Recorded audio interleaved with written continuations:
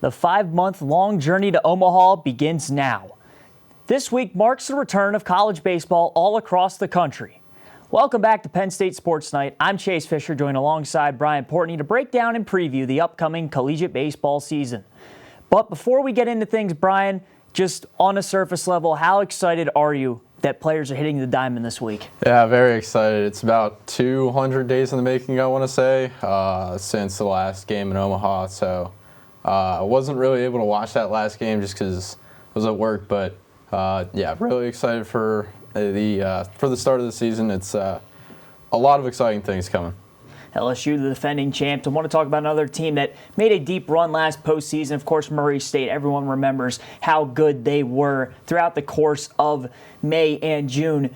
Who do you think could maybe come out of the blue, come from under the radar, and contend for a conference and even a national championship by season's end?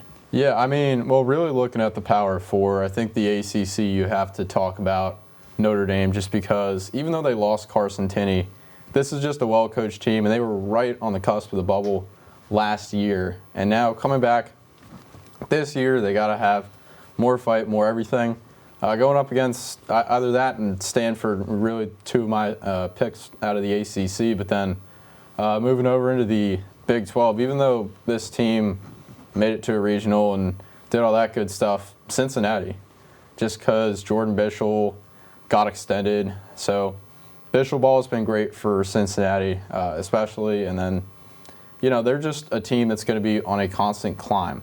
This weekend in particular, they're facing off against Jacksonville State on the road, a team that went about 37-20. So that's going to be a real line in the sand series just to see where they are at the start of the year. And if they go 2 out of 3 or even 3 out of 3, it's really going to determine how far they go.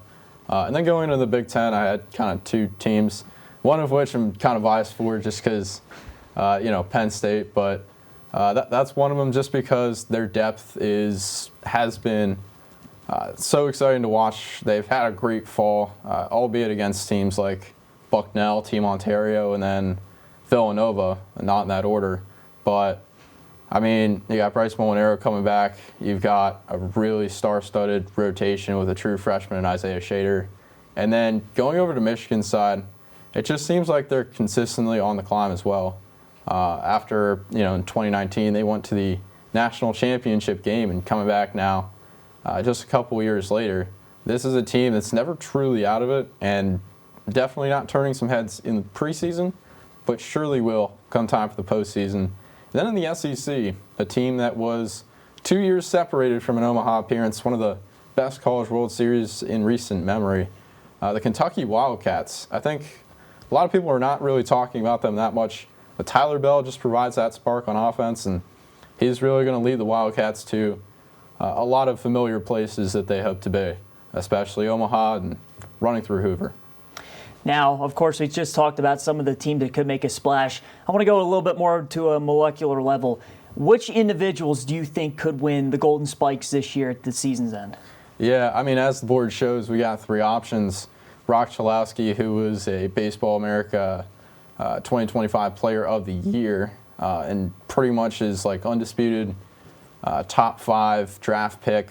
He's going to be going places right away. I mean, he's had a really impressive first 2 years of his collegiate career.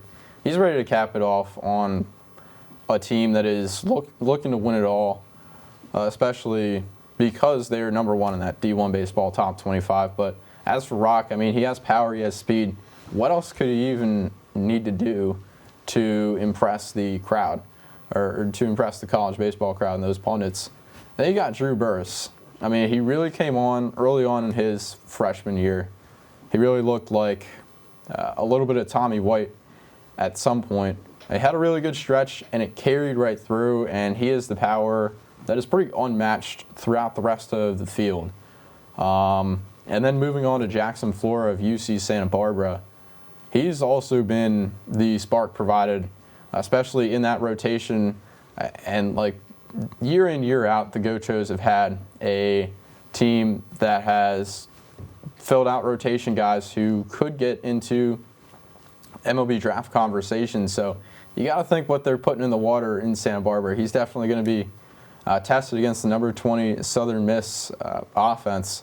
But, I mean, that's all coming down the line. All three of those candidates are really looking good for Golden Spikes. Now moving on to the greatest show on dirt. 8 teams make it at the season's end. Give me who those 8 finalists are going to be playing for a national championship and why. It is so tough to kind of narrow it down to 8 teams. I know I was talking earlier about who's going to make it to the national championship, but I feel like you've got to pencil in LSU as an easy pick. Arkansas can be almost an easy pick if they don't screw up in the regionals this year. Because that postseason collapse. Coastal Carolina is not going anywhere. I know their head coach was interviewed for the job at Tennessee just right before the season started, and Kevin Schnall, he just stayed.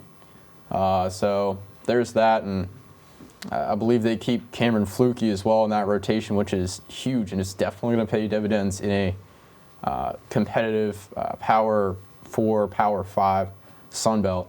And then you got Oregon State, just a team that's going to be tested early, but you got to believe it's a perennial contender who's going to continue to have some dominance. And then Mississippi State, the new team on the block with Kevin O'Connor coming in from Virginia, is really a team that can provide a spark, especially Ace Reese, one of the top players in the SEC or even in the nation, providing a huge spark on that power side. And then you've got TCU with Tommy Lepore, Sawyer Strasnider on pitching, and on offense. I mean, Strasnider has been, he was a rookie phenom last year, and now he's going to continue to push the bill here. And then I think that pretty much rounds it out, except you got UCLA and Tennessee. UCLA seems like a pencil-in pick, but then, I mean, their numbers speak for themselves. Their talent speaks for itself. I don't really have to argue that much for their case. But Tennessee, they have a stacked, and I mean stacked, rotation coming in. Their Saturday guy is somebody who pitched 70 strikeouts in his freshman season. So there's that under Josh Elander. New leadership, but still the same mission. Got to say, Tony Vitello left the cupboard plenty full for Tennessee. Well, there's no telling what one of the most unpredictable sports has in store this spring, but with time, we will find out. For Bryan Portney, I'm Chase Fisher. Thank you so much for watching this Penn State Sports Night edition, and we will be back with more episodes soon. Hey everybody, thanks for tuning into this edition of Penn State Sports Night. For more content like this, be sure to subscribe to our YouTube channel, give us a like, and follow our socials down below. And as always, we are Penn State Sports Night.